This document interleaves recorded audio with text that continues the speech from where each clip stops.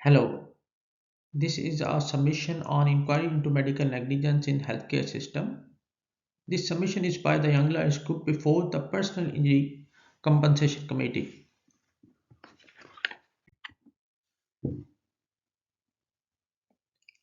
The Young Lions Group appreciates this opportunity to present this submission to the Personal Injury Compensation Committee regarding medical negligence in personal injury cases in the healthcare system of Queensland.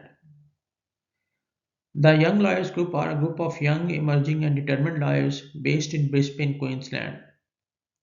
The group aims to make its contribution towards the improvement of the healthcare system.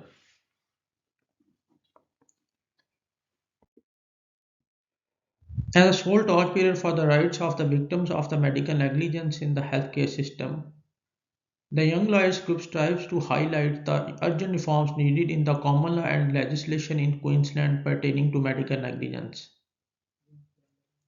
The proposed reform will discuss the data on medical negligence cases in Australia and specifically Queensland, current law, shortcomings and drawbacks of the current system, and lastly, it will suggest suitable alternative schemes for the compensation of the victims. Medical negligence is the most commonly found tort in the healthcare system.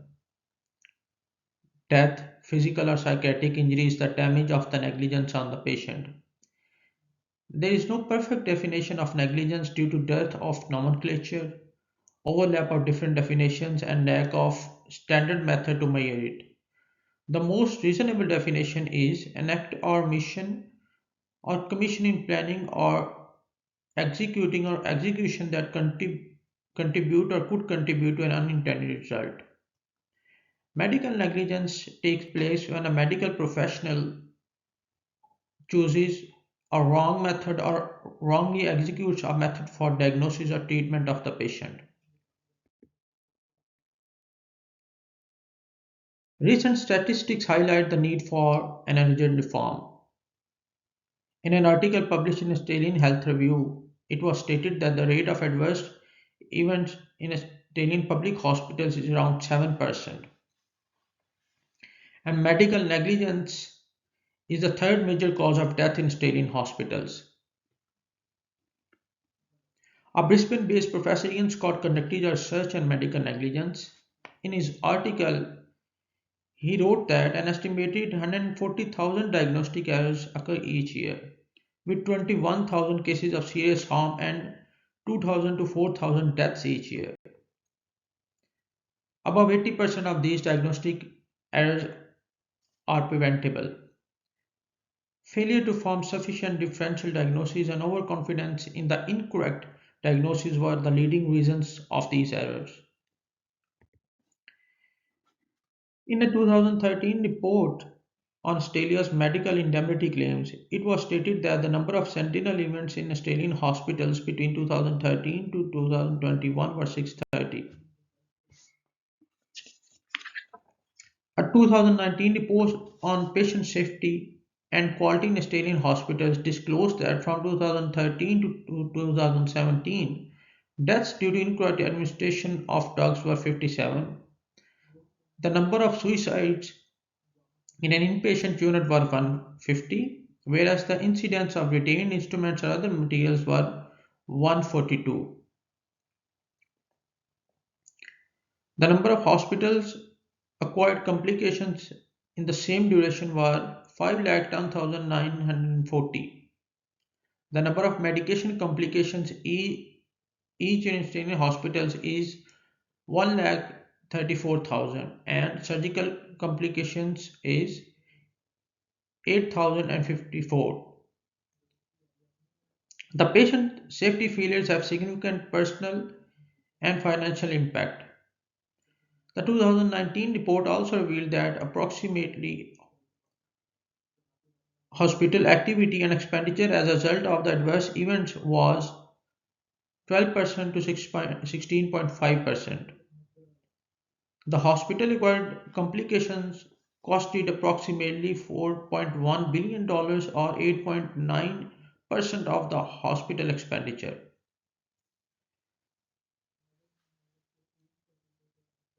Medical injury can be seriously traumatic experience for patients and their loved ones with severe physical, psychological, financial and social impacts.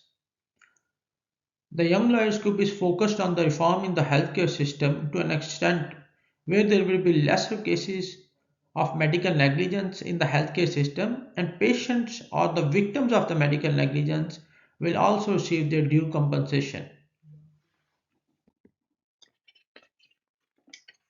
The second part of this submission pertains to the summary of the law which deals with the medical negligence cases. In order to prove the medical negligence, a plaintiff has to satisfy all three elements of the negligence. A. Defendant owed them a duty of care. B. Breach of that duty. And C. Breach caused the harm. Rogers and Whittaker is a leading case on the duty of care. This case held that medical practitioners owe a single comprehensive duty encompassing the need to take reasonable care and skill in respect of medical treatment as well as provision of the information and standard of care to be observed is that of an ordinary skilled person professing to exercise that skill. As far as the breach is concerned, Section 9 provides of the Civil Liability Act 2003 QLD provides that a person does not breach his duty to take precaution against a harm unless the risk was foreseeable, the risk was significant, and the reasonable person in the position of the person would have taken the precaution. Section 21 relates to a doctor and says that a doctor acts in breach of duty if doctor fails to give the patient information that a reasonable person in patient's position would have required to make an informed decision and the information doctor knows or ought to reasonably know that the patient wants to be given to make an informed decision. Section 29 of the Act provides that a breach causes the harm only if the breach of duty was a necessary condition of the harm and scope of the liability of the person extended to the harm.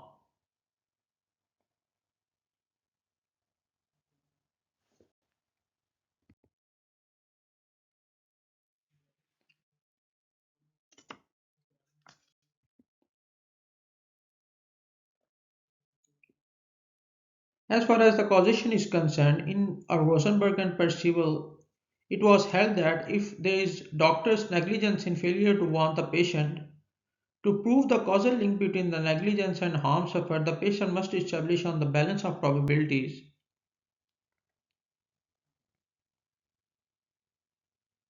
that they would have responded to the warning in such a way as to avoid danger.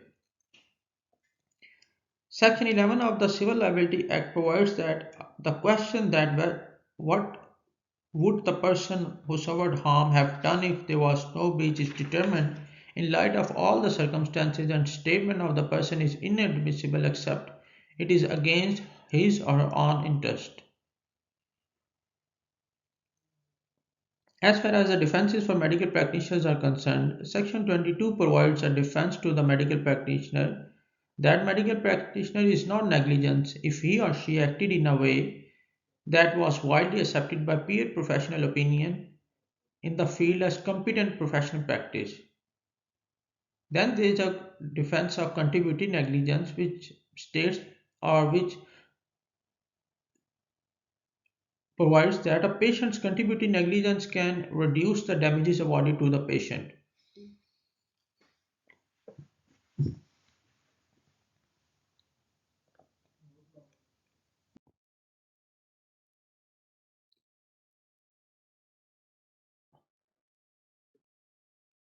Our next part is drawbacks of the law or critique of the law. A central pillar of the Australian civil justice system is its ability to permit injured persons to seek compensation from the person who has caused harm. The current system has many problems, including challenges of establishing negligence in court and the adversarial system leading to hostility between the contesting parties. Establishing negligence in a fault-based system drags aggrieved claimants in a prolonged and expensive court litigation. A report on in 2014 showed that the average time between a healthcare incident and initiation of the claim was about 2 years, and then 3 to 4 years between the incident and closure of the claim. Inequities arise when a person has received injury but is unable to identify the individual legally responsible or meeting the onus of proving the negligence in a court of law. Even if the claim is successful, the lump sum damages may not be able to meet the cost of care due to inaccurate assessments, reduction in damages due to contributory negligence. Litigation process is also viewed as extremely stressful by doctors, leading them to give up the profession. The requirement of presenting an evidence to advance the requirement of presenting an evidence to advance a claim poses a risk of re-traumatization of the plaintiff. The threat of a lawsuit increases and promotes defensive practice as well as deters doctors from reporting adverse events. The fault-based approach fails to embrace non-adversarial approach of restorative justice. The current system fails to take into account procedural issues of bringing more harm to the patients. So there is an urgent need of alternative scheme to replace the fault-based approach to deal with all of these issues. Our last part deals with the proposed reform. The alternative to traditional system for compensating patients for medical injuries is no fault system. The no fault system uses administrative system in place of courts to compensate the injuries. A no fault compensation scheme permits the injured persons to receive the compensation without requiring them to prove the fault that the fault of the defendant caused their injury. No fault system has many advantages over fault based system, including more injured persons have access to medical compensation and injured individuals are paid more quickly. No fault system brings many benefits for the healthcare system. It promotes blame-free atmosphere and enables open disclosure to promote safety systems and elevates public trust in the healthcare system. It also enables quicker investigation leading to quicker solutions and implementation of these measures to reduce errors in the future. This scheme has the economic advantage over the traditional system. It increases the labor productivity as it helps the individual to return to work more quickly. It reduces the long-term investment on the healthcare system and government services and saves expenditure incurring on the court administration system that there are less legal battles.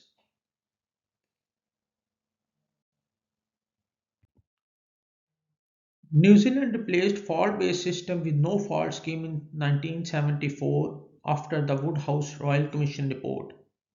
Its experience can be valuable information for implementing the system in Australia. The cost of implementing such a scheme is one of the crucial factors for consideration. The New Zealand scheme has demonstrated that the cost of scheme can be gained from the insurance premiums paid by the healthcare professionals, income tax on the earners, along with other government levies. No fault system is more suited to provide the restorative justice to the injured people. A large number of people are looking for the explanation from their offenders. No fault system, unlike the adversarial fault system, bridges the gap between the parties to cater for the non-economic needs of the patients like apology and explanation from the offenders.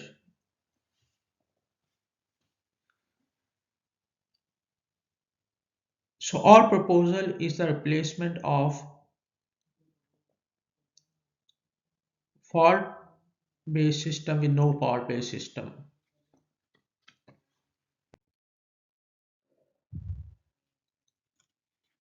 In conclusion, the current fault based system approach to handle the medical negligence cases is constantly failing to compensate the patients in every way, be it financial needs, be it their emotional needs.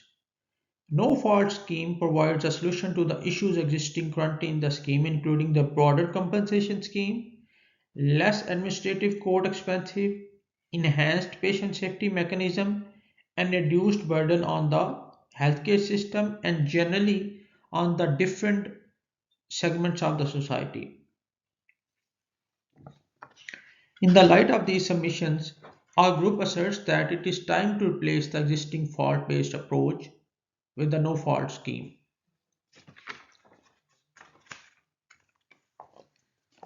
There is a need to replace this current fault based system with no fault based system. No matter how many suggestions we present in the existing common law and legislation, we can give the suggestions to broaden the duty of care, to broaden the breach, to improve the causation. But the bigger question will always remain there, that are the victims are being adequately compensated? No matter how many reforms are we going to propose in the existing law, the question that victims compensation is not going to improve. Moreover, no fault system also makes doctors to take active steps to actively report the adverse events. When there is an active report by the healthcare care professionals, when their reputation is not at stake, they will be at more freedom. They will be at more freedom to take more risks. When they will take more risks without the fear of being and ending up in a court or without the fear of being sued in litigation, it will greatly improve the healthcare system.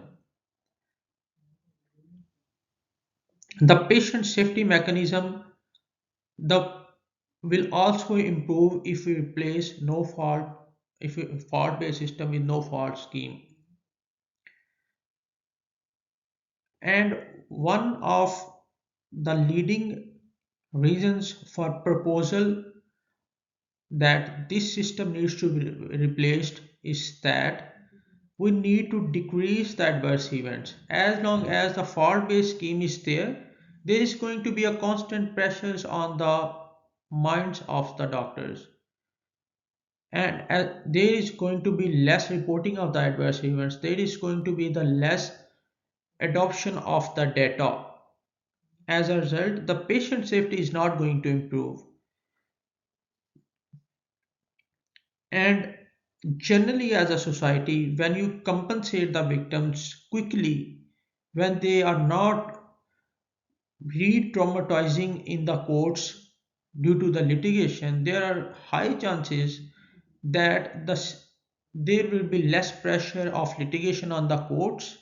People will be generally free to rejoin their professions as quickly as they can. There will be less cost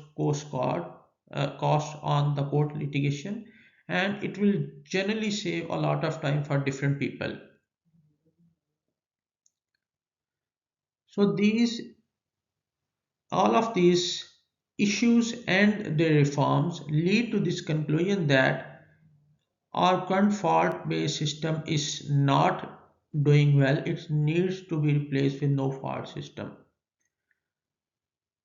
The amendments in law are not going to cater all of these problems. The issues are bigger than amendment in duty of care, breach, causation, a new law passing for damages. It is not going to improve our system.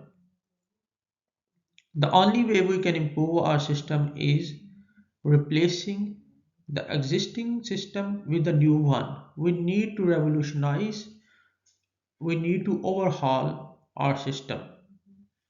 Thank you.